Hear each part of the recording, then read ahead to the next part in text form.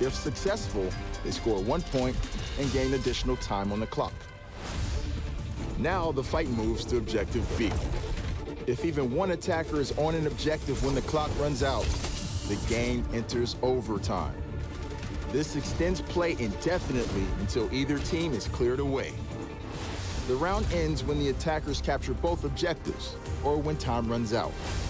Teams switch sides each round. Whichever team scores the most points wins. So there it is, Assault, and we'll be going to Volskaya Industries here. So looking back on point A is probably going to be the most contentious part about this map, especially now considering that, as was mentioned, Global Esports have some extra DPS picks to also bring out if required.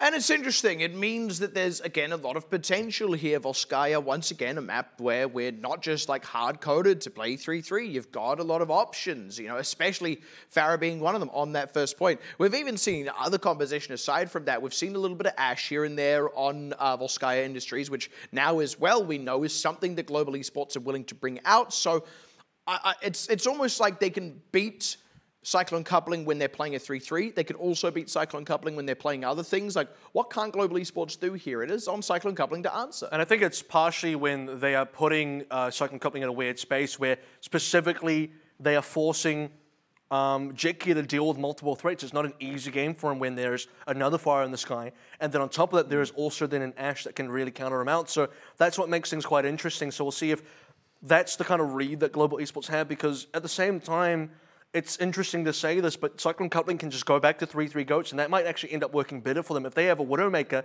and they see the fire on the other side, that would work out really well for them. They need to be able to identify that, use the attacker's advantage, change the composition where the defense can't change the composition, and that's how Cyclone Coupling can still win. And that's been one of the other things about Cyclone Coupling this season compared to Season 3 of last year, where they were like the anti-GOATs team almost. It was like they wanted to play anything but a 3-3 GOATs comp. That is not the Cyclone Coupling this season. They don't have the same totally wild team compositions like the quad DPS and all that. They've got a good breadth of team compositions, but they've also started to include, honestly, a very strong 3-3 in there as well. So I think you're dead right. We may end up kind of seeing the tables get a bit flipped here almost, where it's actually Global Esports playing the non-3-3 and Cyclone Coupling trying to answer with a 3-3. Because it's not just about playing certain things. Like, yes, now we are seeing Bubble Kitty jump on top of a Farah, but how good is that Farah versus execution? Another, you know, a standard GOATS comp versus how good is it versus the DPS of what Cyclone Coupling have been running. So it's not as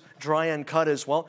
Just have to put Global Esports and DPS as well. I would like to see Xiaoji in particular swap onto that Widowmaker if he does see both a Farah and an Ash.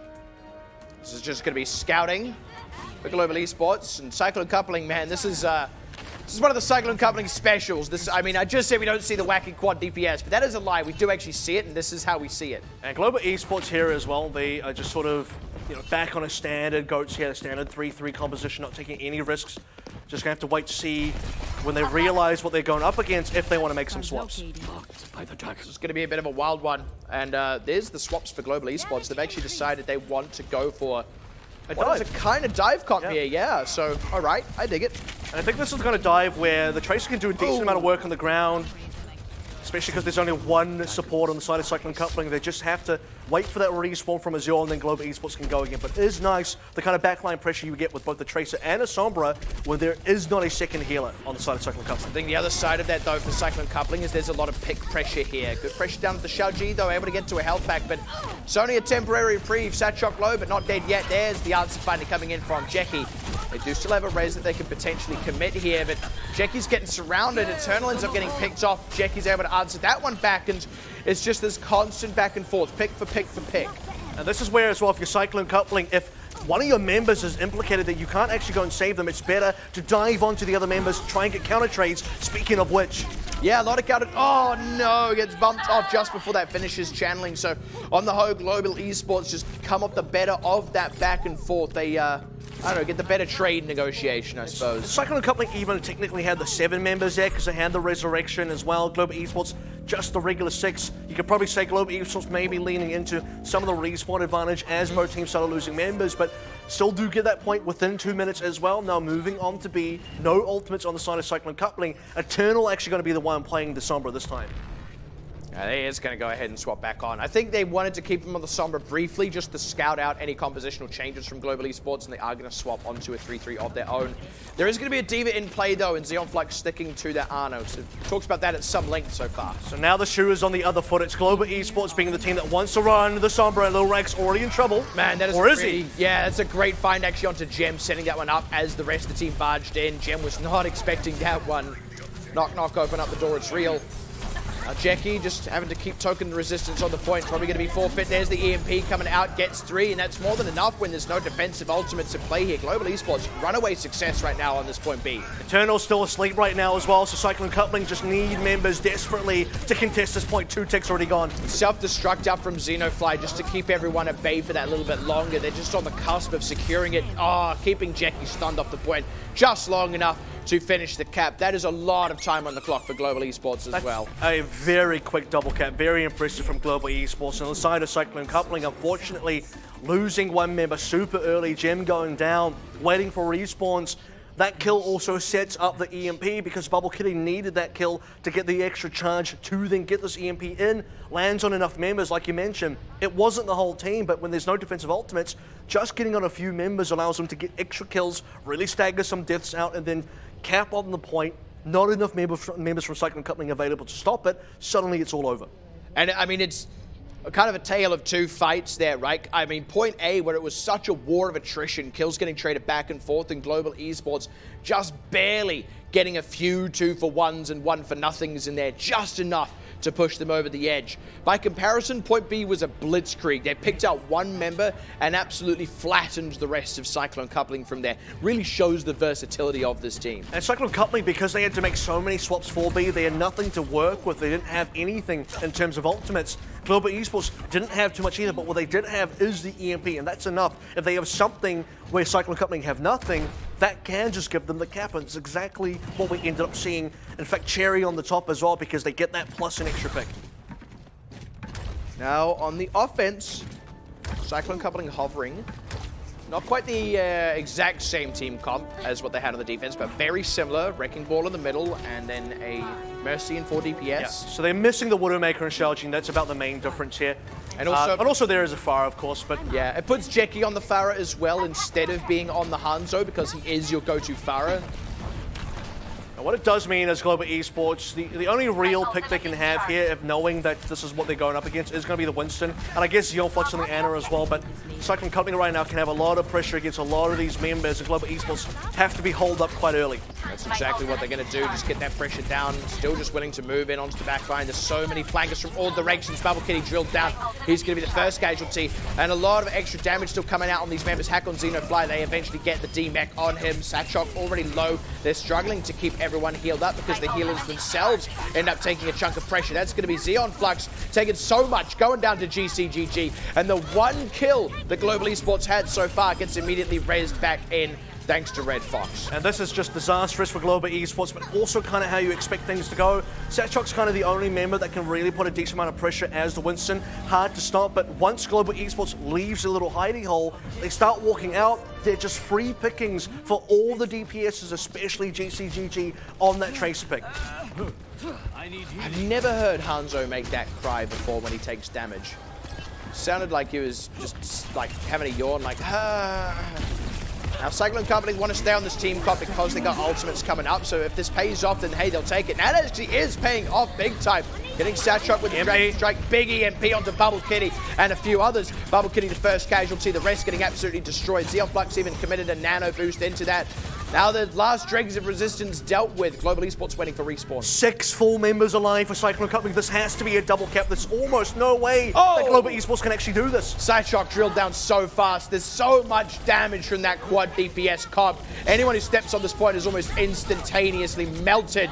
Gem does finally go down, so no tank pressure on the point coming out from Cyclone Coupling, but they're still getting so much done here. Self-destruct puts them at bay for a second. That might just be a crux point there for Global Esports to rally back onto this one. And I think the point pressure swapped, and that's the big difference here. Dragon Strike gets eaten. That's a big deal. Brilliant from Xenofly. First the self-destructor zone, then that one, but now Gem, the re-engage, the minefield out. Good hack. Stop stops the immediate follow-up, but Xenofly is still out of the mech. Little Rack slow, has to get crash healed, but Gem dies again, and Cyclone Coupling finally having to take a retreat. Bubble Kitty, nice connection on the pulse bomb. As Gem got resurrected, it still means that Cyclone Coupling can't continue. And it's not even just any regular retreats, entire momentum and snowball pressure gone. 2 techs, and it was nearly a full cap out. 97.3. And after you see the rocket barrage come through, that was about the last ultimate. That Cyclone Coupling using everything that they had still remaining. But Global Esports, because they have a self-destruct, all of CYC have to get off the point, run away with the self-destruct, resets cap pressure in favor of Global Esports,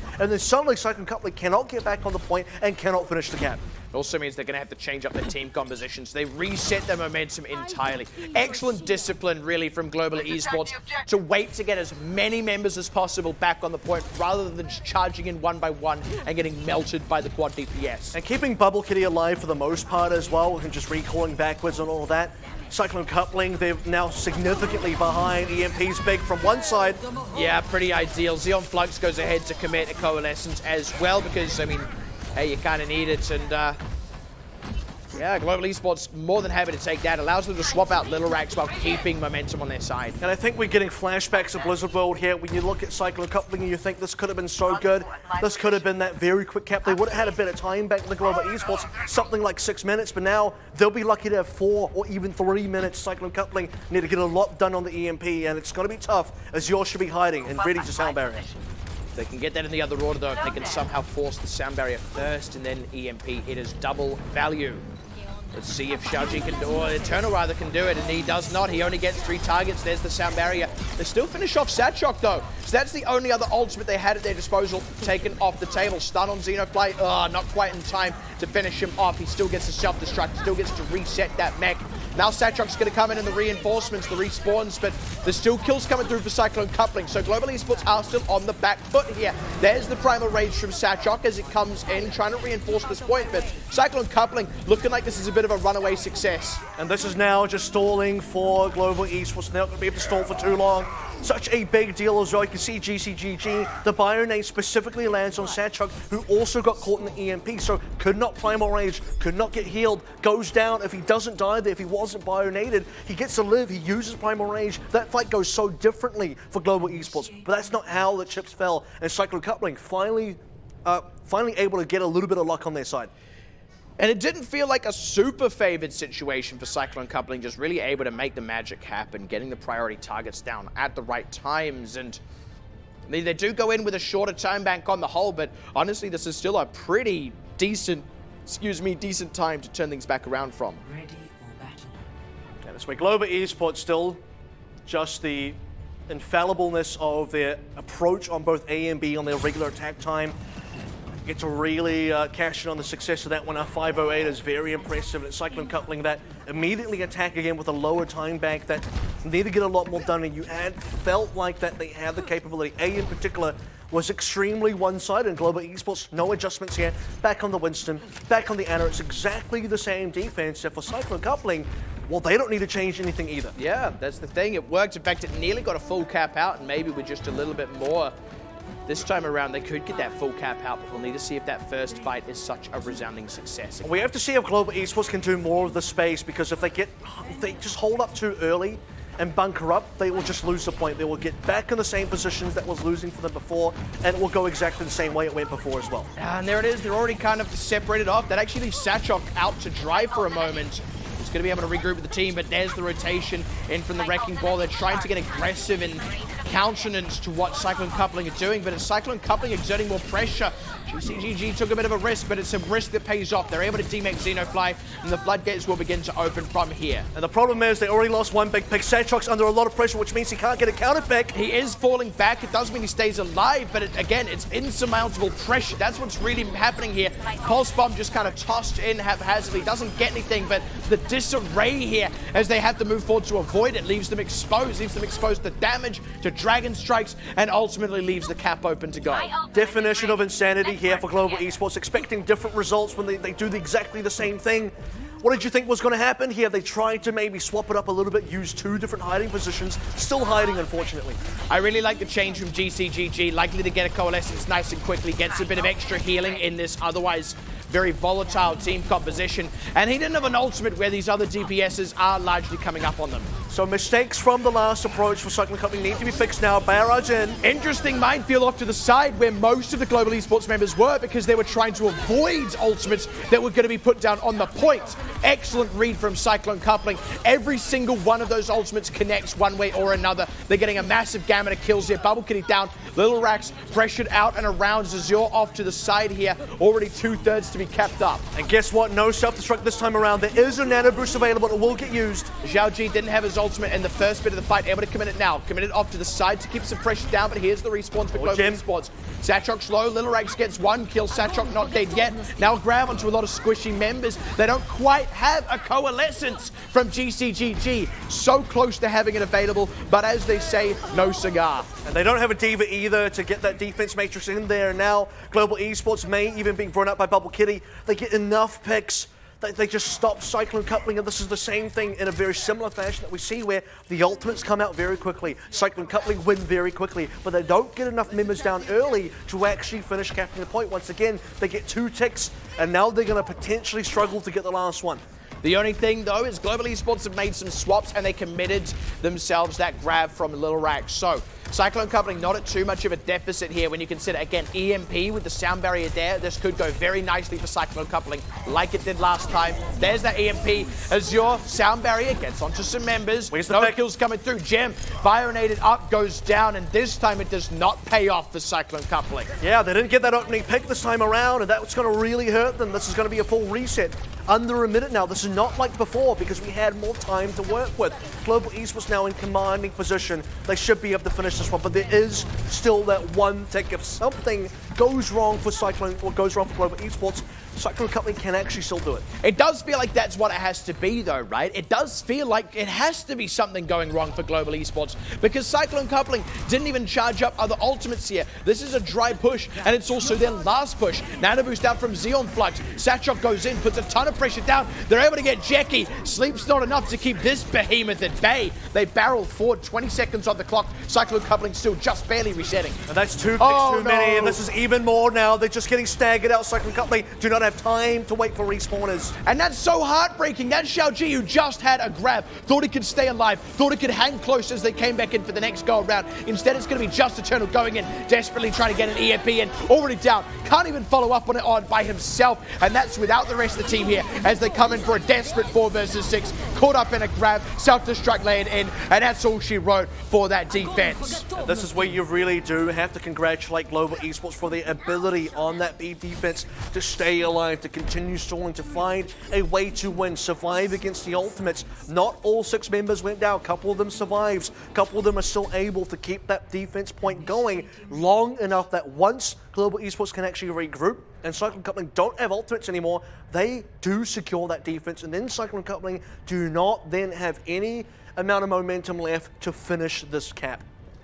Global Esports, they have stepped it up just that little extra notch in the time bank, and that is already with a slightly better offense in the main phase. So they had a slightly tighter defense, did not let a full cap go through. Now Cyclone Coupling themselves needing to step things up a notch, but an even bigger one because A, they already had the harder defense last time around, a bigger time bank for Global Esports, and B, they didn't get a full cap. They need to full hold on B, lower than 71.5. So here is a very interesting take for Cyclone Coupling. They're starting out on, well, with Gem on the Reinhardt. Eternal is actually going to be playing the Sombra here. Could actually still swap the Diva if he wants to. It's not too late to do that one, but what you do see out of this composition is they are prepping for B. They know that if they lose with this composition, they're not going to be caught out like last time. They don't have to make these big string of changes all round for their team. They can stay with what they've got, and they will have something to defend with. That's important. Interesting that they've actually swapped Eternal and Xiao Ji. When they've only been doing this in previous maps, Eternal has been on the Zarya. The Zarya pick is a lot more important for Xiao Ji because he's going to be the one playing it once they get to B,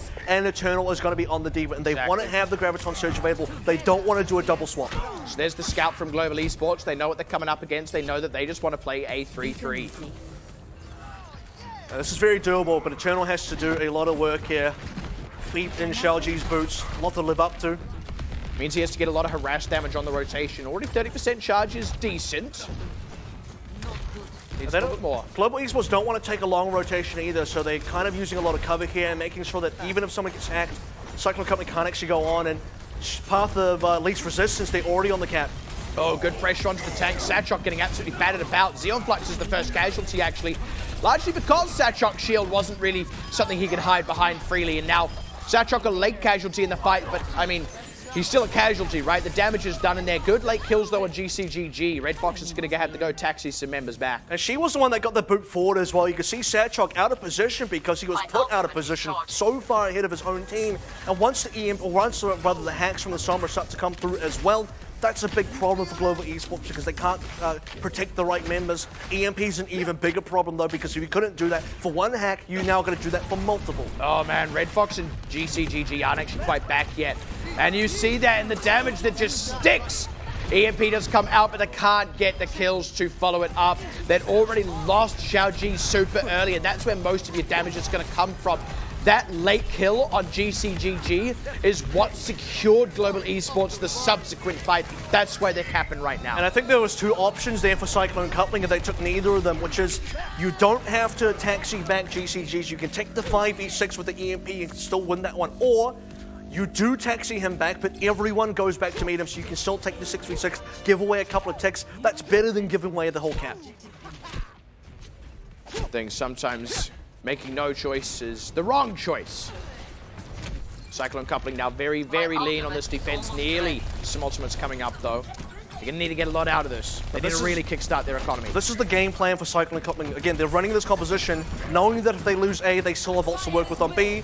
Those ults are being used now. Grab in, they're able to get Azure despite the Transcendence from Xeonflux, so they've already got enough mileage out of that first one. Now they just want to play lean if they can, want to be conservative. They're going to be able to get Bubble Kitty without committing any other ultimate. Xeonflux, Xenofly as well. That's actually pretty ideal for Cyclone Coupling on that defense. And I think on a lot of other members, like for example, if they got Xeonflux or Bubble Kitty, the one kill is still workable for Global Esports having that member lost, but getting Azure down is a big deal because that's your Lucio. Now you don't have the speed. Now you don't have the AoE healing. That's a bit of a nail in the coffin, even if it was a solo grab. So Global Esports, saving grace there as they only committed the Transcendence, and Xeonflux wanted to swap anyway, so they actually come in with a very threatening number of ultimates. Yeah, it's a lot of ultimates for Cyclone Coupling still though as well, and the respawn advantage. That's a lot to work with. Sleep on Xiaoji, that's a good start though. That's a little bit of extra exposure. It's going to be the charge in. Oh, wow. Red Fox just barely, but the hack is decent. Sound barrier to try and deal with it. GCGG still got a Transcendence if things really start to turn south, but with Satchok down, it's actually looking pretty good. Xenofly trying to preserve that mech with the self-destruct, but Bubble Kitty is going to be the one who goes down. And that grab from Lil Rax, no one able to follow up on it, which means Global Esports throwing everything in the kitchen sink. Cyclone Coupling still win the fight. They actually preserved a couple of tools as well. Super unlucky for Red Fox there. She just kind of gracefully or ungracefully walks into the way of the charge from Satchok. Global Esports use all their ultimates there. Cyclone Coupling used nearly all of them except for the one from Red Fox, which obviously she went down, so didn't get a chance to use it. But because, again, they were roughly even ultimates on both sides and Cyclone Coupling have respawn advantage, you don't expect them to lose that fight just yet. It's like a scene from Mean Girls where they're having an argument, they walk out to the street and suddenly one of them gets hit by a bus. Totally unexpected. Anyway, Graviton Surge to come out from Xiaoji. No quick follow-up, actually. Eternal Sleep. Oh, big stun on Satchok, though. He's very, very low as the fight breaks out in earnest. Earthshatter from Gem as well is just enough for them to start getting some kills on the board.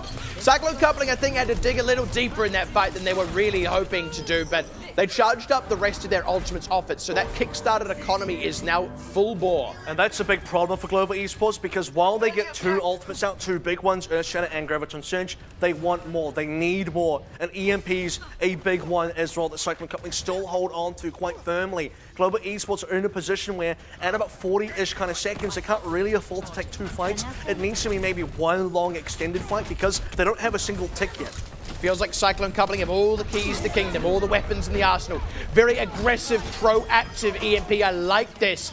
It gets a fight win, puts Global Esports into desperation mode with only 20 seconds left on the clock here, and Cyclone Coupling still hold on to ultimates. It's a full team wipe. Gong rings out as well. Cyclone Coupling best part is they have a double support ultimate, so what you really want for Global Esports is big offensive tools, but you also need the defensive ones out of the way on the other side. That's just not the case yet. They might be able to grab these members away from the point as well. It does look like Azure barreling forward is going to be able to touch the point to force overtime, but here comes the fight. There is that grab, like I said, off the point, and it's a 5 versus 6 because Azure had to be on the other side. Charging Satchok away from the team does actually bring him into the middle of Cyclone coupling, but despite the nano boost, he can't quite get the damage in, and with that sound barrier running on Cyclone coupling to match Azure, they're in good shape. Self-destruct from Xenofly will not be the hero play that Global Esports need as they continue to lose members slowly but surely and soundly. Cyclone coupling will secure the defense, will secure Volskaya Industries. And this is where a grave lesson must be learned for the side of Global Esports. They taught that lesson, a different one, to Cyclone Coupling on Blizzard World, which says, look, we can play DPS. Well, guess what? Cyclone Coupling say on Volskaya, we can play GOATs, and that's exactly how they played that time-back defense. They knew they needed something that was going to be ironclad for B. They did not plan so hard for A, which is usually what they have been doing for Volskaya. This was a very B-orientated defense, and that's where they put all the eggs, and that's where all the eggs hatched. And it was a really smart change up for Cyclone Coupling as well to make that in the time back. It's really playing to the objective, recognizing where the state of the game is. We didn't cap out. We have to hold on B. We can't take risks. Let's play smart. Well deserved by Cyclone Coupling, and it means, again, we're just in this exceedingly close-feeling series. And we look at this and we kind of typecast both teams as you are in this basket and you are in this other basket because this is your identity. But actually, they're being quite fluid about it. They're saying we can play these other comps. Both teams are both saying that we can play multiple different compositions to match the other one. So now you get the best parts of both teams where it's not just about DPS comps versus GOATS comps. It's everything versus everything. Yeah. That's the best kind of matchup that you can hope for. And it creates that little kind of arms race, right? It creates that situation where they make that adaptation, so you make this adaptation. They're going to change to this to deal with what you're doing, so you go onto the 3-3 and address that like this. The whole thing, this back and forth, is really interesting. I think it's a part of the reason why we've actually seen the maps get traded back and forth at this rate. I will not at all be surprised if we go the full distance, if we have to go to a map 5 tiebreaker. And I think this is, you know, a very exciting match now because it was before anyway, because you have these kind of conflicting playstyles, but now that the playstyles have kind of just intertwined within each other, I think that actually makes an even better game. We certainly agree with that sentiment. And that was the catch on Azure, by the way. You can see, so the grab comes out. He's not actually in it. He's moving in towards it so he can heal up the team. He's just a little bit out the front there. Can't quite get through the door as he's being sucked into the grab. Yep. Leaves him vulnerable.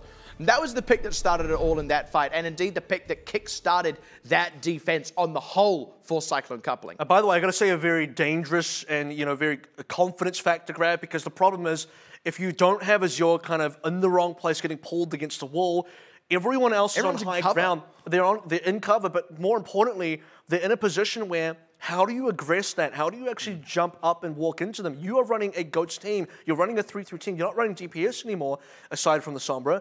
But the Sombra's not going to be the one diving into the middle of that grab trying to do all the damage. So there is a real world where if Azure doesn't go down, the grab gets put in there, everyone in Global Esports lives, and they're fine. Bit of a risk, but it's one that paid off. So there you have it. I mean, I feel a lot of risk haven't paid off for them. So one of them paying off starts to feel like things balancing out. You got to get one every so often, right? But I mean, it's sometimes how it feels. It seems like how Cyclone Coupling play. Not just like, oh, eventually if we keep taking risks, we'll get one through. But I mean, they are a team that is willing to take risks. They are a team that often pulls off very impressive plays because of those risks. And it really kind of puts other teams into a bit of spin as well, because they're the kind of teams that if you're not really expecting these, or they kind of come in from left field, and that's how you get sucker punched. And a big problem that I've identified for Global Esports that will need to be addressed is how they've handled that A defense across both regular defense and also on time bank, where they just felt like if we do the same thing here, maybe it'll work, and obviously it didn't. As it happens. And I mean, look, Cyclone Coupling, you can point out some potential issues with their defense, especially in that time bank, but yeah, you're right, the more egregious mistake, as it were, is Global Esports doing the same thing twice and having it fail. And I think it's only really egregious because we know they have the capability to kind of swap things up, and we also know you're in a sort of position where you're kind of expecting Cyclone Coupling just to do the same thing. Like, yeah, I mean, why wouldn't they do the same thing at this sort of stage? And if you kind of know that you have the option to play something else, but kind of putting yourselves in a corner where you got handles so easily the previous time around, and I could see the play style difference trying to be in there. They want to split themselves a bit more, maybe play a bit aggressively on picks, but it definitely did not go the way they planned. And for Cyclone Coupling, I think they were quite happy just to have all the members of Global Esports come in received into their open arms. Yeah, so there do appear to be some potential technical difficulties, bit of a delay getting into that fourth match. So, I mean, I don't know how long I can wait for, dude. Like, I want to know what's going to happen, because one thing that is important here is, strictly speaking, Cyclone Coupling are on match point. That does mean it's not just, okay, you need to answer in terms of the pace of the series. If you're Global Esports, you need to answer, because otherwise you just lose. And it's interesting because we got a bit of time to talk about this. It's on Watchpoint Gibraltar. Yeah. That is, again, not a super 3-3 GOATs favorite map. Points A and B, a lot of high point potential, a lot of the geometry of the map is quite varied in terms of verticality. So you start to feel like it kind of favors Cyclone Coupling if they do want to go on to, you know, the standard DPS picks. And I'm very interested to see what Global Esports' response to that is, because this may just be the toughest of the 4 maps that we have in this current pool. Yeah. And if this is the toughest one, then they're going to get 3-1. Kind of feels that way, but don't really want to count them out just yet as well, because I do still feel that there is more that this team can dig into. Also, to be noted with Watchpoint Gibraltar, a lot of rockets on it. A lot of rockets. Which is weird, because Gibraltar's not a great place to launch a rocket into space from. You want to go as close to the equator as possible. Does it have to go to space, though? I mean, like... what if it's just... I mean, it's a spaceship, so, like, yeah. I don't know. It is the weird future of Overwatch where maybe that's just... No, it's the same as the one that Winston used to get to and from the moon. So I'd assume that they are designed to be spacefaring. That would... I mean, if not, then that's a really...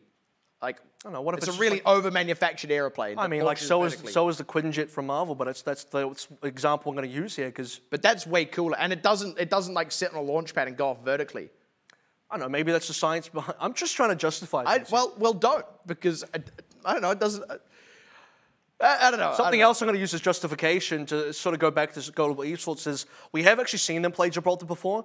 They played it against Xavier specifically, and that's when we saw Patapan and Xavier tank that map, which is why I got to go back to it and say this may be the hardest map of the 4, because that was the one that, despite it being a super one-sided performance in week 1 versus Xavier, 3 maps in a row, it didn't seem like it was too hard. Map number 4 suddenly it got hard. And we do see them. Okay, they do bring out their own Widowmaker. We know Lil Rex played that one. But Patapan was obviously going to be the better Widowmaker. So if that happens again, there could be problems. I'm not saying that Cyclone Company are maybe going to have a Widowmaker of the capability of Patapan, but I mean, if that happens, then Global Esports is certainly in trouble. The other consideration, though, is a slightly more immediate one, and that is what we saw on Blizzard World, especially through B and C. Cyclone Coupling had a good B just because of how the fight fell, how it played out, how timings worked. On the other side of that, Global Esports had a very successful B because they won a lot of consecutive fights. Really great macro game. And that is what you need on the offense. Then on the defense, they were able to stop up Cyclone Coupling, who, you know, suddenly, as soon as they didn't get a big high momentum fight, kind of ground to a halt. On the other side of that, you did see a little bit of defense coming from Cyclone Coupling. They stopped up Global Esports for a while, but not permanently in the way that they themselves got stopped up. So if you're looking at that side of it, then you can argue that Global Esports do seem to play the momentum of a payload map better. But then there is also still that compositional difference you get on Blizzard World. And I think this was also, you know, let's go back to Kicks versus Jupiter as well. I mean, this was that map that Maybe that's where the spaceship goes. Jupiter. Very jovial. Do we have anything out there in the Overwatch universe? Jeff Kaplan, what's going on Jupiter in the Overwatch universe? That planet doesn't actually exist. It's just there isn't one. Right. The Martians are on Jupiter for some reason. Yeah, it's really bizarre. Yeah, because they're not on Mars. The gorillas are on the moon, and the roosters are on Mars. That's fact. That's how it works. Yeah, look, I did want to say. I don't blame you for having nothing to go on that. But I did want to say that Jupiter just struggled a lot on Watchpoint Gibraltar, and Kicks is kind of, you know, we talk about identity again, very similar-ish kind of team to Cyclone Coupling, and I do kind of feel like, you know, that narrative kind of transfers over as well. We'll use that as the parallel, right? So that could be the one that, again, just gives more evidence to say that it's, unless global esports kind of change something or really step up, they are going to be the ones that walk into this particular map, just this one map at the 4, as perhaps an underdog versus the Cyclone coupling, whereas maybe the other 3 maps, they would have been considered the favorites. I want to share a fact with you. I want to share a tidbit. An interesting morsel of space-related information. Do you know that eventually Mars is going to have rings like Saturn? Because one of its moons is getting closer, and eventually it'll get torn apart, and the debris is what creates a ring, which also means eventually Saturn's actually going to lose its rings, because bit by bit some of them fall in and some of them get ejected out. And same with Mars. It'll have a ring for a while, and then it'll lose. Let's be clear, it's being torn apart. It's not going to collide with Mars, right? Because that's very different. Well, no, because it's in orbit. So as it comes closer, eventually, I can't remember exactly how it works, but yeah, basically it gets sheared apart. Because the other way is it doesn't, and then it just crashes into Mars. Our moon's doing the opposite. Our moon's getting further away. So eventually our moon's just going to... It's gone. No more moon. Bye-bye. That's right, we'll just steal Mars as our moon. Yeah, yeah. They got 2. Greedy bastards. Well, they're only going to have one. yeah, they'll only have 1. And then we're going to steal it, and they'll have none. Take that. I like to imagine at that sort of time... That's actually the entire plot of The Expanse. I just want to say, by that time in the future, we have some sort of technology that just kind of tethers the moon to us, and it's just, like, you're not going to own you. You're ours. Like, you're ours. I don't know. Space is wild, dude. Space is just absolutely wacky. We do, speaking of space, we've got a lot of it to work with here because we are still having a little bit of a delay getting into that last map. Too much space. Yeah, too much. And I've kind of used all my good space facts out there. You know, all the space facts I have are just really grim and dark and depressing. Well, I've got a grim, dark, depressing ones space I look fact. up. Do you know why Pluto is called Pluto? It's because a school kid, when they were so like this is just when Pluto was being discovered, a school kid was like, well, it seems quite lonely and out there. They assumed it was lonely and dark, and Pluto was the god of the underworld in Roman mythology. And he is lonely and in a dark place because he's their equivalent of Hades, for those of you more familiar with Greek mythology, because people seem to be. So that's why they called it Pluto. And darker yet, then they removed it from the planets themselves. Pluto's best moment was the brief window after being discovered and before being called Pluto, because it was all downhill from there. Poor guy. To change the history books on that one. Right, well, I don't know, the astronomy books on that one. Astrology books are a bit different. They did have to change those. Remember when they discovered a 13th astrological sign and every astrologist ever just ignored it? That's how you know that's a whole load of hokey, right? I always find those fascinating because they're so beautifully vague. Like, I'm a Libra. I like reading the Virgo ones and being like, does that apply to me? Oh, yes, it does. I will have a fortunate week. All right. I've actually never had a fortunate week. Why? I know, but why would you read the other one? Because it just goes to show that, like, it's got nothing to do with your star sign. They're just generic phrases that can apply to pretty much anyone. And like, if you believe it, it's confirmation bias because it's going to say like something good will come to you, and then like the package you ordered off Amazon gets there on Thursday, and you're like, oh look, something good came to me. Huh? It's like you knew that was going to happen anyway. It's not like that was sheer luck. It's not like Amazon were like, Mercury is in Libra's retrograde. Let's send that guy a package. It's not how it works. Astrology is a load of bad word. Don't do astrology, kids. That's why when you sign up for that paper, you got to make sure it's astronomy and it's very close. Yeah, the words are close. That's sign up for the wrong one. It's like how like someone will like claim the domain of like a slightly misspelled website. That's kind of what astrology feels like. They actually just suckered in people who thought they were reading astronomy. So back when astronomy was only just starting out or something. I don't know. When did astronomy start out? Because it's been around for a long time. Like, Greeks started naming some stars and stuff. They're like, I'm going to call that one Greg. Well, it's Greek, so it was like Gregodopoulos. I don't know. Not particularly familiar with Greek names, aside from, I don't know, Perseus. Where's the Voyager at? That's always a good one. That's the furthest thing away from us right now. I think it has. It's outside of the solar system, I know that, but it's gone beyond the limits of our solar system. It's not even close to Alpha Centauri, but it's just like... It's crazy just how much space there is out in space. It's also house, they just left the front door mat. They're not even on the street yet. Yeah, I know. That's messed up. Like, imagine 18.8 billion kilometers away is where Voyager is. Just been told that. That is incredible. I'm just still impressed by Opportunity, by the way. Like, respect for Opportunity. Which one's Opportunity? That's the rover that died recently. It's is it the Mars one? Yeah, that's it's getting dark and my battery is low. Like, oh no, it's the other way. My battery is low and it's getting dark. That is, I've read some of the best I've read like a lot of like classic literature. I think that is one of the most heartbreaking sentences I've read in my entire life. My battery is low and it's getting dark. If Opportunity doesn't make you cry, again, it's like the ending of Guardians of the Galaxy 2. If it doesn't make you cry, even make you but a little I've bit never cried in upset, my life, so. You're a little bit less than human. You know when I was born and the doctor smacked me on the bump? Nothing. I just gave him a stern look, like, That's not how hospitals work. Like, I'm just making stuff up at this point, which is why I think we should take a break. It would be a good time for me to stop talking about this kind of thing. Unpack what you just said off screen. That's going to happen right now. Hopefully we do get those technical difficulties fixed in due time, but until then, we'll see you in a short bit.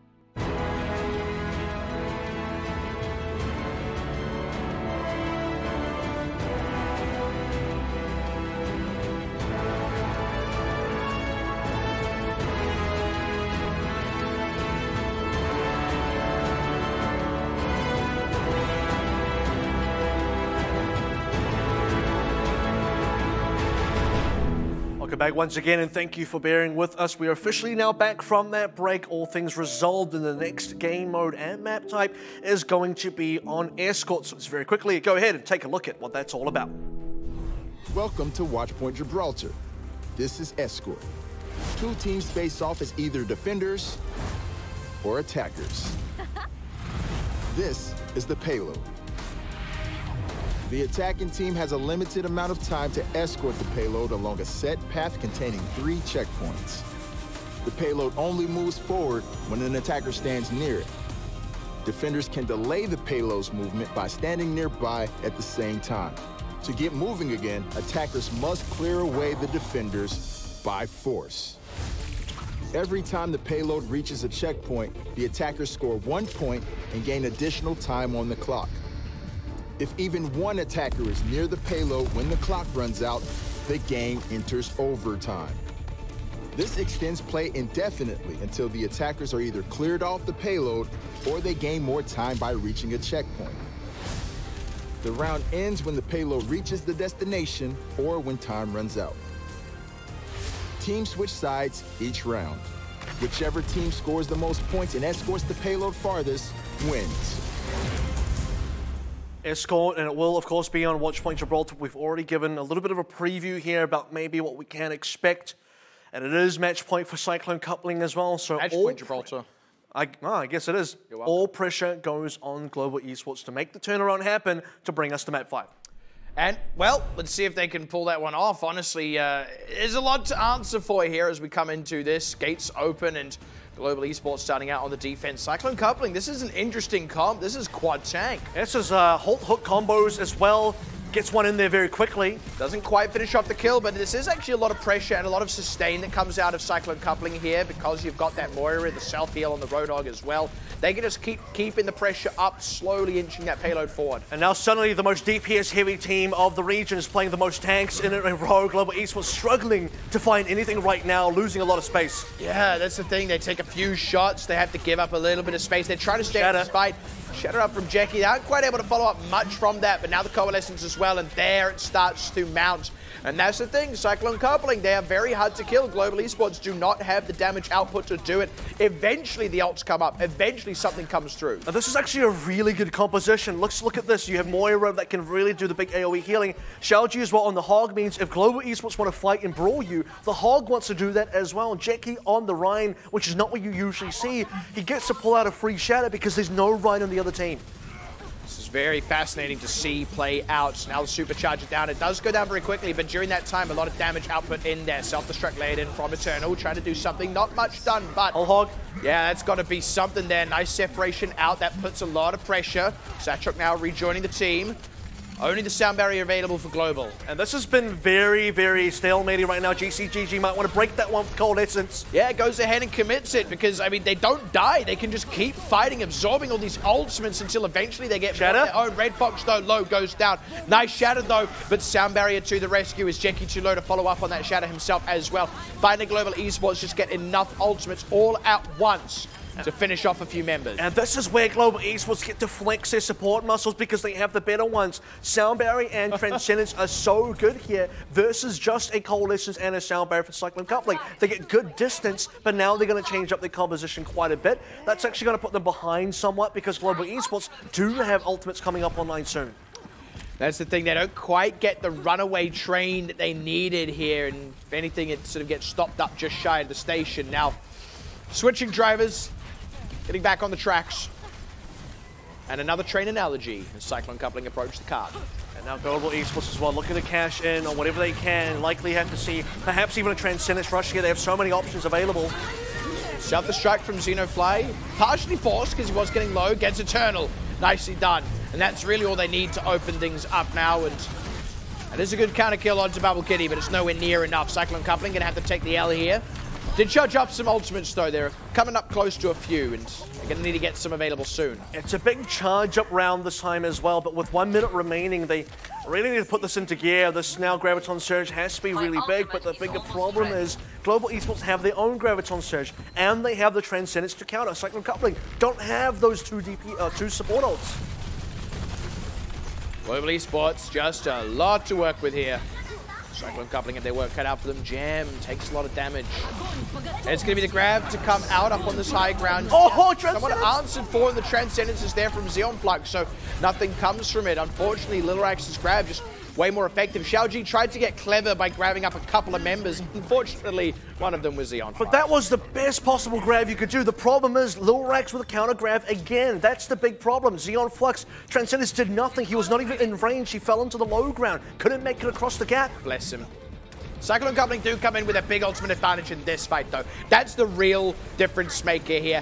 They're off to a decent start. Need to be able to get on that payload, though. That's the real thing that counts. Primal Rage is just trying to create some space for them. Isolate Satchok, maybe it's going to be Bubble Kitty. As the health bar is very, very low, but not quite D-Max. Eventually, something's got to give. Sound Barrier does not save Bubble Kitty, and now it does feel like starting to crack wide open. Global Esports losing Satchok, looking to lose Xenofly's mech here. Knows better than to self-destruct. He's just going to preserve that one for now. Cyclone Coupling going to finally get back underway. All aboard, the train's leaving the station. And if that wasn't good enough, Cyclone Coupling even had their own counter sound barrier if things got really hairy. Now they get to walk through onto B, clean up some potential other members that aren't quite back with the team just yet, looking for them. Not going to get them this time. Global Esports just ceding a bit of ground, coming up close to some very high impact ultimates. Cyclone Coupling do not have that Transcendence. I have to say the Transcendence uptime from GCGG has been a little troubling. This is where now both Graviton Surge once again are available. Cyclone Coupling much better off in terms of at least having one support ultimate, but that's the grab gone. Oh dear, that's really rough for Xiaoji, not able to get that one through. Now the grab out from Lil Rags does not get eaten. Sound barrier's there, but look at that, self-destruct layered in. Just so much pressure down. Xiaoji goes down. The kills are, I mean, Cyclone Coupling might be able to get out of this one alive because Red Fox is alive, but Gem pops a Primal Rage just to escape. I'm assuming he's swapping here. I have to believe that would be the right call. You do see Satchok already onto the Ryan. Gem wants to be able to match that. And it's now 2 out of 2, unfortunately. Cyclone Coupling, the first grab did land from Xiaoji on A, but they actually lost that one from a better counter grab. This time around, he gets his Eden, and Lil Rex just finds one quite easily himself. Cyclone Coupling weren't able to defend, and they copped that L very quickly. We're back to that roughly 1 minute mark again. Cyclone Coupling, like I said, they haven't had the runaway success that they were looking for, so they're constantly feeling like they had their backs against the wall in terms of the time. It's a big movement. No one dying in the rotation. Nice charge onto Satchok. Very good. Xeon Flux as well. That Transcendence is unfortunately not going to do much for them. It's just going to run out now. It's one less tool at their disposal. And I think, you know, trying to save Satchok there, just slightly too slow. Charge also does a lot of damage, and Global Esports now just have to back up. The good news is because the card is so far away, Cyclone Coupling can't easily force another fight, so they will get the regroup. Both teams are going to be able to regroup here. Nice placement on the grab, though. Self-destruct layered in. A little bit of a funky one with how that shield got moved around, but Satchok was isolated, picked off, so they get Xenofly. So the work has been done here. Global Esports again getting very quickly flattened here. Cyclone Coupling, the runaway success is starting to occur, just coming a bit later than they were wanting. And that's what it looks like when Cyclone Coupling actually land their Graviton Surges, actually catch some good members, and Global Esports are the ones, unfortunately, finding position because they got reset, and now this is going to be a very big stagger. 2 members off the cliff and a third one to join them soon. But of course, we do have a pause for now. So the sun is 93 million miles. But yeah, we do have a bit of a delay. Why are you using miles? Oh, because that's the figure that I know. I don't actually know how far it is in kilometers, I'm going to be honest. But in all seriousness, miles suck. Use kilometers.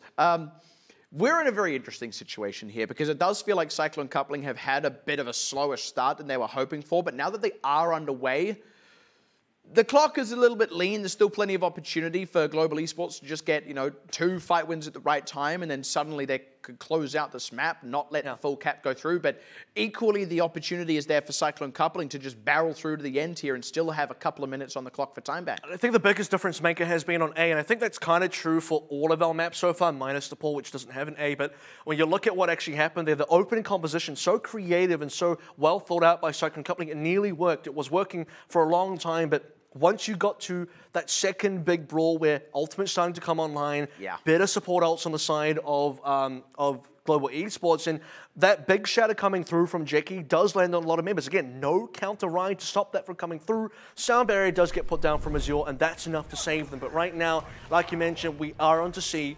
It is Global Esports still trying to find footing, and Cyclone Coupling have about 1 minute 30 to try and find the full cap. Like I said, this is really on a dime right here. Could easily go either way. Global Esports, just a couple of fight wins will do it, but Cyclone Coupling, if they can keep the momentum going, then they've got it themselves. There's 3 tank ultimates on the side of Global Esports, including the combo, so they want to look for a fight here. They want to make sure they can get something done while there's not a lot of ultimates on the side of Cyclone Coupling, just the Transcendence to work with. It is just the ideal ultimate, though, for countering out at least that grab portion. Shatter in from Satchok, gets 2, Red Fox down, and Jackie as well getting picked out off to the side of that, so that's already the work done. And that's not even the ideal combo for them to use. They just they managed to connect that, got a high value Earth Shatter, and oh man, that's so good for Global Esports. Yeah, it was kind of average to start with. 3 is okay, it's going to win you a fight, but getting 5 is nearly a full team wipe. That takes a lot more time off the clock. That puts a lot more pressure onto Cyclone Coupling, where now they're looking at the 30-second mark. We were at 1 minute 30 just a while ago, and the Carters realistically not really move fast and stand, so even if Cyclone Coupling win this next fight, they will be doing so and pushing in overtime. Overtime it may be, but they may also be coming up on an ultimate advantage by the time we get to there. See if it plays out. There's the grab self-destruct. Transcendence predictably out from GCGG. Xenofly able to get it over the top. Gets 2 with that. 10 seconds on the clock. This is not a fight Cyclone Coupling could afford to lose. They just have to throw in the grab just in case they can get something, anything. They cannot. Late switch onto Doomfist, but no one's even on the cart to force overtime. As soon as they got the win off the Earth Shatter, it looked good for Global Esports, and they got exactly what they needed out of the grab self-destruct combo. And it's just the timing here, because if there was a little bit more time remaining, maybe then you do still see Cyclone Coupling regroup, get that final push and use their ultimates, because consistently Lil Rex is able to get these really good Graviton surges, sometimes before Xiaoji, finding them first, layering up with the self-destruct combo. Transcendence unfortunately not going to help you with that one because self-destruct damage is so high, and Cyclone Coupling just hung out to dry. It's really unfortunate to see for them, but for Global Esports, finding the correct engages, even when they start losing, we did see them lose that B cap, but very quickly then get their footing onto C. And you know what that timing difference is? It's all the time that Cyclone Coupling lost on A and B. It's the fact that they didn't have an extra minute or even an extra 30 seconds to get one last fight. So it's not just Global Esports getting those 2 fights, it's also Global Esports doing the groundwork on the earlier parts of the defense to be in that position. Now, they're in a really good position to potentially cap out. They don't have to get too much distance on the cart into C. If they can get a high momentum engine in the early parts of A, then they should be in good steading for the rest of the map. And that's where Cyclone Coupling unfortunately failed, is they could not cap A in a decent amount of time. It started so well again, but towards the end it took basically until overtime. That's 4 minutes just for 1 point. If it wasn't for the fact that B went so well, they probably wouldn't even have made it on to C. And that's a bit of a headache for them, and Global Esports is really showing now their worth as, again, they're still in a match point, or rather match point for Cyclone Coupling position. This is a must-win map for Global Esports, and they're really doing as much as they can. Global Esports are just going to see if they can get an early hold hook pick here. Oh, they can! Oh, yep, they're going to get that. Well done to get Eternal. The hold, the hook, the stun, the kill. They don't actually have to change up just yet. They probably will, though. And it's even a 3-member effort. You see Xenofly there as well, just with his own boop against against Eternal to make sure that he wasn't going to be able to fly back to his own team. So all 3 members, the entire team, putting in the effort to be able to secure that one. And now, walking through. GCGG takes some pressure. This is not the position Cyclone Coupling want to be in, and this is also lacking Eternal, who's only just getting back to the fight now. GCGG goes down, and he gets separated for just a bit too long. The pressure becomes insurmountable, and they haven't quite found the answer. There is Carter's stopped at least for now, and Global Esports now losing members. Yeah, they go all in to get Xeon Flux, try and even things up, but it just leaves Eternal vulnerable, so he goes down. Things remain uneven in favor of Global.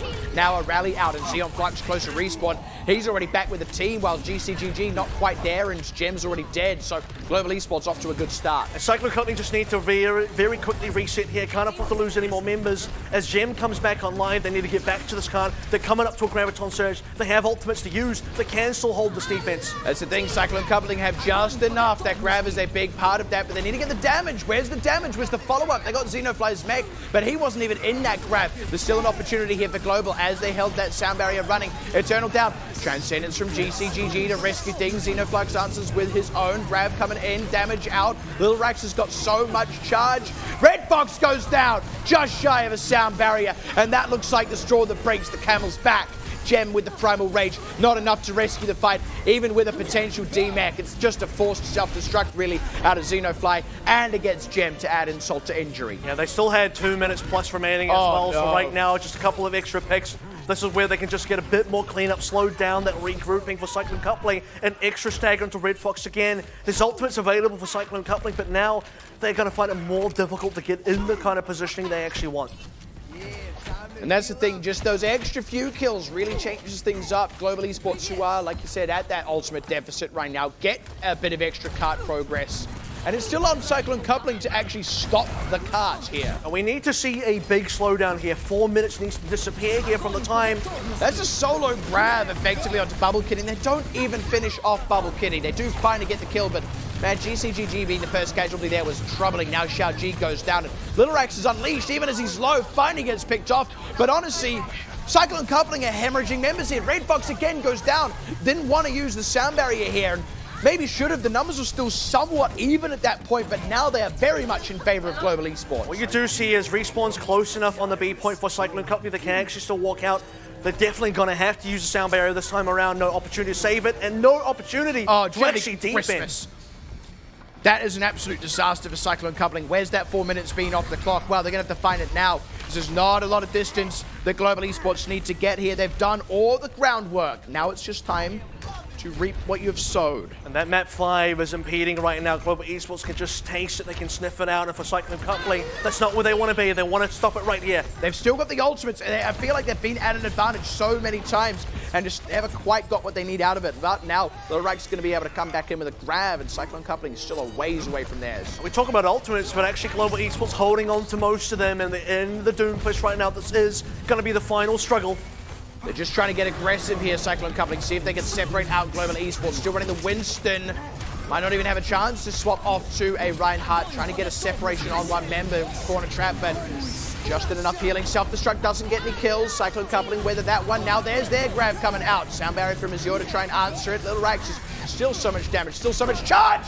Eternal getting in under Satchok's shield as he was bumped up in the sky for just a fraction of a second as that charge completed, the channel completed rather.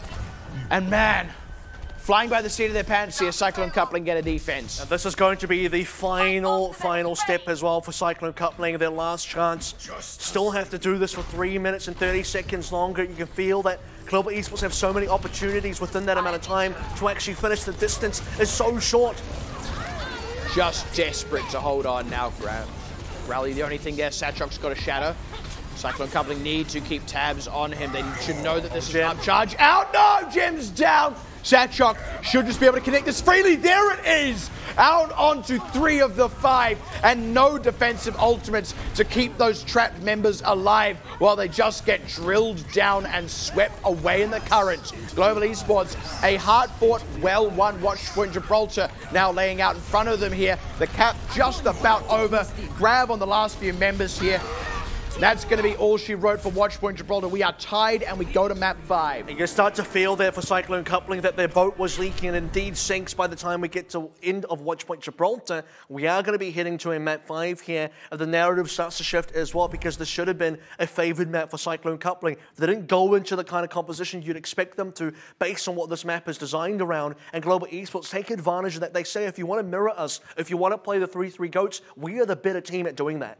And speaking of 3-3 GOATs, we are off the part of this map series where that's not the ideal comp in any situation. We're going on to Lijiang Tower. I guarantee you we'll see it on Control Center. Might see a May variation. That's maybe really it. We can see a bit of Pharaoh on some of these other maps, but I feel like even though Nepal went the way of Cyclone Coupling, this control map, this feels like it favors Global. I think this right now still does have a lot of room. You still do have Night Market, you still do have Gardens. It's about that control center. That's going to be the important one. If Global Esports can guarantee a win on that specific round, things look a little bit better for them. They also then need to find one on either Night Market or Gardens, and that's going to be where Cyclone Coupling have to then get themselves into gear as well, because you can play fire on those. If Jackie does that, and he does it well, that's where they can still get this map, this series completion. It could go either way. It's also where Global Esports, again, even though they just picked up a win, they actually are the ones who have to flip the narrative here, because so far we have just traded maps back and forth.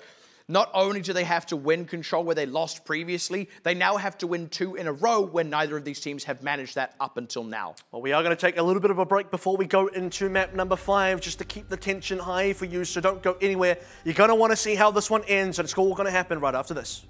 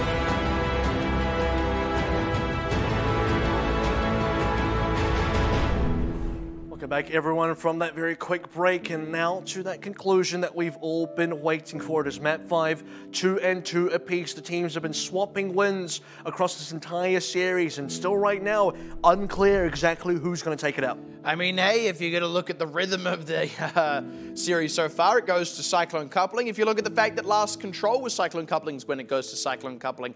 But at the end of the day, a part of me can't help but feel that Lijiang Tower is so within Global Esports' grasp, purely based off the capability they've shown across the rest of these maps compositionally. I would definitely have to agree with that one. I think as soon as we get to Lijiang Tower, and if Cyclone Coupling indeed play into the hands of Global Esports as well, similar to what we kind of did see on Watchpoint Gibraltar, this one, you'd have to say, probably goes in the favor of Global Esports. They're starting to get in their groove, so they're starting to find the momentum that could take them to a match victory. It's really tough, tight situation for both of these teams. That's the reality here. That's what we're staring down. And I mean, I guess it says that the series has lived up to its promise in a way. As much as we've come into this at the start, we go, yeah, Global Esports looking like the higher team of the two. They are looking like potentially the best team in the tournament. They're looking in great shape. But Cyclone Coupling had just kicked it up a notch last week. The question was, how was that going to fare into this week against stiffer competition? The answer is pretty well. And I think even if Cyclone Coupling don't win this one, they got a lot to be proud of, but they still have such a great opportunity ahead of them. Never count anyone out here. Can't decide who's going to take it. It's anyone's game.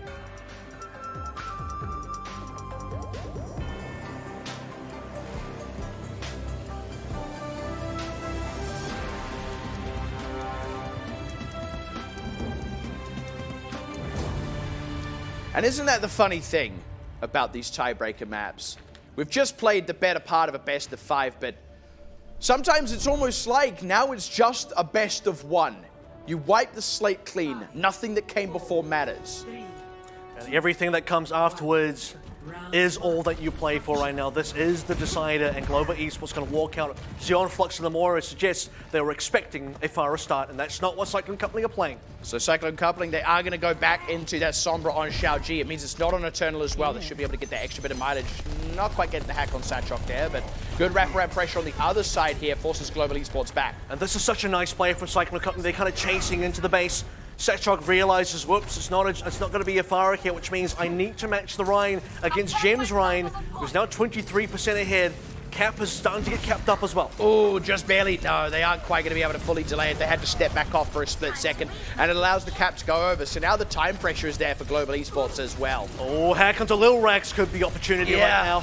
Global Esports a fair ways away from other ultimates, but Gem is the first casualty. Xenofly DMEC, they need to start answering back. GCGG has a Transcendence. They want to use that to press forward, but EMP next. Global Esports aren't actually low just yet. Now they counterattack. Jack is down. EMP is next, but it might not be up quick enough. Red Fox goes down. Global Esports, they've weathered the worst of it. Now they push back, and they're going to be able to grab that point off Cyclone Coupling. And this is where the determination here, the picks that really matters. You get Gem down, that's a far more valuable pick than getting Xenofly down. It's a Diva for a Ryan. You want to take the Ryan in that case. Transcendence comes up available for GCGG, who started the Zenyatta. Xeonflux started on a Moira, had to change onto Zenyatta. They tried to rush in with that one, but couldn't quite find the damage. EMP just slightly too far away. And once again, Cyclone Coupling, like so many times in the series, just find themselves slightly off mark. And I feel like we're just back to the start of the series where you can pick on Gem a little bit. You can pick on the newbie, and you know that your Reinhardt player, Satchok, is exceptional. But that is a decent EMP. Didn't get the support though. They aren't able to get any kills quickly off, but Eternal throws out himself a grab. Earthshatter rather as well layered in. That Transcendence keeps everyone pretty much alive. Satchok's own Earthshatter does not get any kind of connection. Grab in, but no one really able to follow it up. So it does seem that Cyclone Coupling, and they're going to be the ones this time who are going to absorb everything out of Global Esports and bounce back and hit hard. And this is the kind of initiation you want to see out of Cyclone Coupling. Too many times it's been Global Esports pulling the trigger first, and Cyclone Coupling can only react. This time around, it's the opposite. They EMP early. Yes, it does get responded to, but then they Graviton Surge. Yes, it gets responded to. But guess what? Lil Rax's Graviton Surge also got responded to, and Cyclone Coupling had already done the damage. Speaking of Cyclone coupling and damage, they have done enough damage to have mostly charged up a lot of their very critical ultimates as well. So they are in good position to start snowballing into a lead here. We're back onto Xeon Flux with the Ana here as well. 3 different supports being played just on this one round. Let's see what they can do. Bionade's going to be important. Oh, the Earth Shatter's not so hot from Gem, but the hack on Satchok means he goes down. So there's still enough work being done, and they've still got other ultimates. This is a win. But they don't want to use them. They can just preserve them now. This is excellent for Cyclone coupling. And we talk about how important that Ryan pick is. Yeah, it only caught like 2 members, but they got Satchok down, so that's like basically a guaranteed team fight win. There's no ultimates realistically, aside from the self-destruct, which isn't going to really save Global Esports here, that they can use to stay alive. They all back up into the white room. That's not going to help you either. That's not a panic room at all. That's just a box of death. That got very dark very quickly, despite being called the white room. Cyclone coupling now, still plenty to work with. Got the grab to throw in. Oh, didn't quite hack out the self-destruct, but Xenofly will not get back in that mech. Trying to be a little bit clever with the wraparound. This Shatter, this one's going to be a big kahuna. They get aggressive with the Transcendence because they know they just want to keep the fight off the point. Excellently done by Cyclone coupling. They had the ultimates to burn through, playing to the win condition of don't let them touch the points. And I think Global Esports, right from the get-go, right from 0 seconds as the gates open, they were dancing with 2 left feet here, just kind of off the mark, just kind of off balance. Had to immediately change their composition after reading what Cyclone coupling are going to do incorrectly. One of the few times, though, I'll have to say that Cyclone coupling actually don't start a Pharah on Garden, so you don't blame Global Esports too much for that one, but they still do have to go back to spawn. They still do have to lose the cap early, and they still do have to be behind an ult charge. This is the one that Global Esports need to win, though. This feels like it should be their map, all things equal. It's also a match point at Lee Jung Towers. Exactly. Doubly true. So they aren't going to mess around. They know that they just want to start on 3-3 with Ryan, but Cyclone coupling, another curveball here, 3-3, but with the Mei. And guess who knows they're going to start at the 3-3 Ryan? It is Cyclone coupling, as Xiaoji needs to look for an early wall. Sort of has it, but there's a little narrow channel for them to fall back in, and they decide to stay on the point. Nice stun with the Jackie. Xenofly does get the mech, but man, you'd rather have Jackie alive than that. But a huge one. Freeze and headshot, and then goes straight into the ice cube on the point, so he doesn't quite go down. Beautiful from Xiaoji, and Cyclone coupling will get that so crucial first win with the Mei. Now this is where Cyclone coupling finds such a good initial pickoff. Yes, it's a trade, they lose Jackie, but they get Xenofly again. Jackie for Xenofly, that's a good trade. Gem for Xenofly, not a good trade, but they don't lose Gem because Gem stays alive, nearly on an Earth Shatter. Guess what, Global Esports, they don't have a Ryan anymore. This Earth Shatter is going to be free. Yeah, they're coming up on a Blizzard as well. Nice maneuvering by Global Esports to not let Cyclone coupling just kettle them up in the front there. So this is a Hail Mary, by the way. The fire you don't normally expect at a Global Esports. Yes, they kind of brought it out on Blizzard World, but do they really play this very often? Still a Blizzard to contend with here, which is going to make things hairy for Lil Rax and really hamper what damage he can. Oh, that's a huge pick. Cyclone coupling need to find something here. They're not using ultimates. The Satchok, that's something, but honestly, Bubble Kitty coming up on a rocket barrage. When is Cyclone coupling going to commit? They commit a grab first, but yeah, they were trying to be too clever, trying to get it onto Bubble Kitty, who's now got that rocket barrage anyway. I think what you saw there is he tried to do it in the middle of the air, but here comes that barrage. Here it goes, but they're largely defended up. They're pretty safe, and even with the nano boost, there's not enough damage for Bubble Kitty. Xeon Flux rather goes down, Satchok goes down. There's the D-Mech. Global Esports, they threw a lot into that, tried to get very clever, and it did not pay off. And I think Xiaoji needs to change here. Xiaoji should have actually died in that last fight. That obviously you don't know if you're going to win until you actually do in that sort of position, but if he resets onto something else, maybe his own Sombra, maybe a McCree, that would actually be quite ideal. Cyclone coupling will be in better position. They are in 70% of a lead, but here comes the EMP. Huge connection, but where's the follow-up? Finally onto GCGG. That could be it. Enough. Oh, wow. Excellent catch onto Lil Rax. So even Stevens right now. Global Esports, they get the res in on Lil Rax. Can they get more damage down? Jackie's super low, but not dead just yet. They are slowly but surely forcing Cyclone coupling back. Self-destruct also forces them further back. And Gem going down. Cyclone coupling are going to have to eventually, indeed now, cede this point. Okay, good news is they didn't have to use the Transcendence, so not all is bad. The EMP, yeah, you got that one out, that's decent. Bubble Kitty going down as well. Might get raised up, but you do now need to see. That's the McCree we're talking about. Cyclone coupling, 94%. They only need to win one fight. Everything is so well set up for them right now. All the pins are there. They just need to get the strike. Lining it up. Getting pressure on Little Rags. They've nearly kept the point back around as well. Hack on Satchok despite the Primal Rage. But asleep on Gem around the side. But no one can do anything about this. Could be it. Xiaoji absolutely unleashed. They don't even need their main tank in the mix to absolutely destroy Global Esports on the point. 99% overtime ticket down. Global Esports desperately trying to get back onto this point, but they just can't do it. Cyclone coupling will close out the series. 2-0 on Lijiang as well. We said that this needed to be the one that they had to win, that Global Esports had to be able to win, was Control Center. It was meant to be their round, their favored position, their favored place to be. But that doesn't always pan out. Look at Watch Point Gibraltar. You could argue Cyclone Coupling were meant to win that one, but as you sort of notice here, look at the pattern. Nepal goes Cyclone Coupling's way. Volskaya goes their way. Back onto Control, Lijiang goes their way. And far more one-sidedly as well than Nepal did. There was at least that one that Global Esports got in Nepal, and the last one went to 99-99. That, both maps, once Cyclone Coupling got in control, they did not lose control of the pace of play of the game as a whole. They closed it out. Cyclone Coupling just took down what we consider to be one of the best teams in this tournament right now. I think it is time to start considering that Cyclone Coupling are gearing up for another impressive playoffs run like what they did last season. I think I can officially say this right now because they take down Global Esports, and look, it wasn't comfortable. It never was going to be. No. Global Esports are a super good team, but Cyclone Coupling way up there, 4-1, joining the ranks of talent with that 4 wins. They're in a position now where for 3 weeks in a row, everything between 2, 3, and 4 went so horribly wrong. I mean, they technically did get a win in week 4 as well. That's when they started to get back in. We'll say weeks 2 and 3 went so horribly wrong for them after their week 1 performance, taking down Nova MS. This is what they were known for last season. The King Slayers, the Giant Slayers. They take down teams that you think are better than them. And right now, it's 2 for 2 here. Nova and Global Esports have both been taken down by Cyclone Coupling, and they are back to their week 1 form. Speaking of giant killers, we now sit ourselves in what could be a fascinating situation. If Nova MS take a win here, we have a 3-way tie for first place, 3 teams 4-1, and then we'd have 2 teams tied 3-2 immediately below that. We could end today with more ties than when we started with, and in a way, no closer to really understanding who is currently the best in this region. And I want to really dig deep into the kind of meta-analysis here when we talk about this composition, we talk about flexibility, how Cyclone Coupling actually win towards the end there.